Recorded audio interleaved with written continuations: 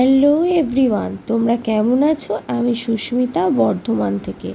পয়লা বৈশাখে আলোর ঝলমলে রোদ দিয়ে নতুন সকালটা দেখিয়ে দিলাম।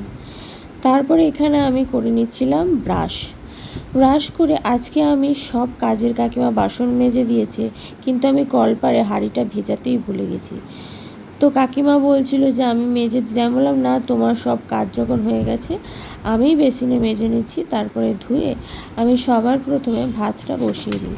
ঘুম থেকে উঠেই আমি বাসি জামা কাপড় ছেড়ে মুখ ধুয়ে প্রথমে ভাত বসাই, তারপরে অন্যদিকে চা বসিয়ে দিই। সকাল সকাল চা না খেলে একদমই ভালো লাগে না। আর এইখানে পাখিদের জন্য ছোলা ভিজিয়েছিল আমার বর, সেটা দেবো।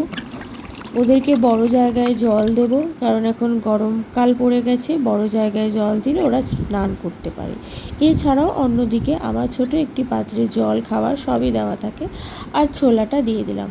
এরপর যখন পোগোর স্কুল শুরু হবে, হ্যাঁ ভেবে নিয়েছি যে ওকে স্কুলে দেব, তখন তো সকাল সকাল উঠে ওখানে গিয়েই আমাকে 2 ঘন্টা বসে থাকতে হবে। তারপরে তাড়াহুড়ো করে হয়তো রান্না বান্না করব।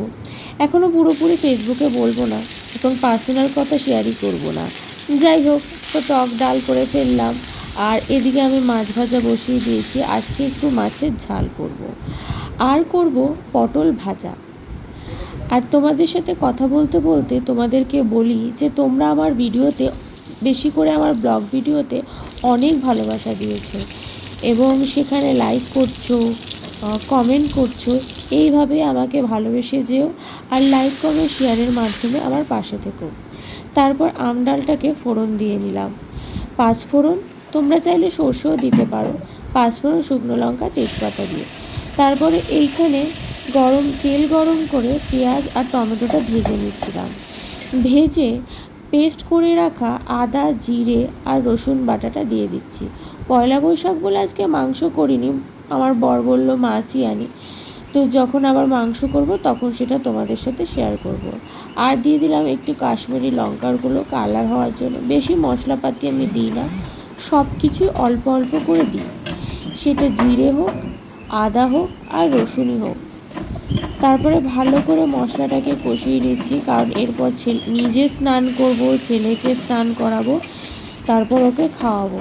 তো এই যে জলটা ঢেলে দিয়েছি, এবার ভেজে রাখা মাছগুলোকে ওর মধ্যে দিয়ে দেব। তোমরা পয়লা বৈশাখের দিন আজকে কি কি রান্না করলে আমাকে কমেন্টের মাধ্যমে জানাতে কিন্তু একদমই ভুলবে না। দেখো এখানে মাছের ঝালটা প্রায় হয়ে গেছে, আর একটু ঝোলও বেশি শুকাবো না, একটু রাখবো। তো পয়লা বৈশাখে নতুন জামা তো আমিই পরেছি, আর এখানে পোগো পরেও একটু নতুন গেঞ্জি।